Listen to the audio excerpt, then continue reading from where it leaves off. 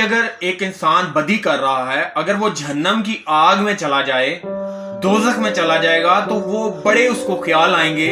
وہ کہے گا خداوند تو مجھے کینسر ڈال دیتا، تو مجھے ٹی بی ڈال دیتا، تو مجھے دل کی بیماریوں میں وال بند کر دیتا، کوئی ایسی بیماریاں لگا دیتا تاکہ میں جہنم کی آگ میں نہ جاتا، تو مجھے فالج میں ڈال دیتا، میں ایسے امراض میں پڑ جاتا کہ میں دکھ میں اتنا پڑ جاتا کہ میں بیماری میں کراتا، چیختا، پکارتا اور توبہ کر لیتا. تو مجھے سکھ دیتا رہا، میں نے توبہ نہیں کی.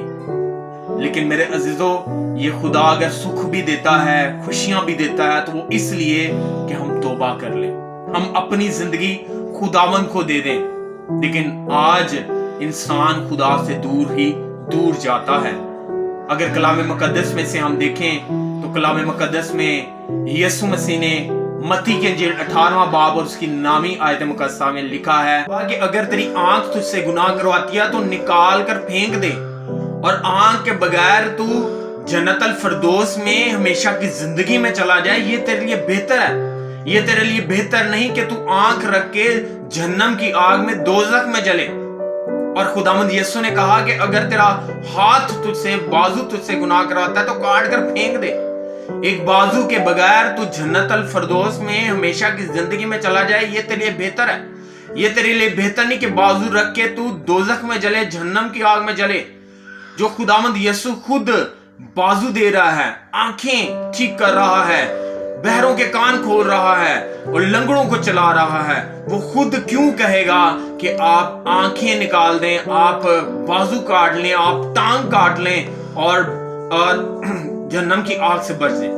اس لیے کہ وہ خداوند یسوع اذیت بتانا چاہتے ہیں کہ دوزخ کی، جہنم کی آگ کی بہت اذیت ہے، بہت دکھ ہے، بہت درد ہے، آہو نالا ہے، چیخو پکار ہے اور ہمیشہ کی آگ ہے. لیکن میرے عزیزو، آج انسان، جو شخص اس کا رائٹ ہینڈ ہے، جو اس کا لیفٹ ہینڈ ہے، دوست، یار عزیز جو بدی کی طرف اس کو لے کے جا رہے ہیں، اس کو نہیں چھوڑ رہا. تو آج وقت ہے کہ خداوند کہتا ہے جو تیرا رائٹ ہینڈ بنا ہے اسے چھوڑ دے. بدی نہ کر، آنکھ سے بدی نہ کر، ٹانگ سے بدی نہ کر. ٹانگ جو تیرے بدی کی طرف لے جاتی ہے اس طرف نہ جا. میرے عزیزو، خداوند چاہتا نہیں ہے کہ ہم بدن کے حصوں کو کاٹ دیں. وہ چاہتا ہے کہ ہم اس سے بدی کو کسی طرح سے بھی نکال لیں اور اپنی زندگی خداوند کو پیور کر کے ادا کریں تاکہ ہمیشہ کی زندگی کے وارث ہوں. کیونکہ کلام مقدس میں لکھا ہے بدکار خدا کی بادشاہی کے وارث نہ ہوں گے. نہ نشہ باز، نہ شرابی، نہ لالچی، نہ لونڈے باز، نہ گالیاں بکنے والے، نہ ظالم خدا کی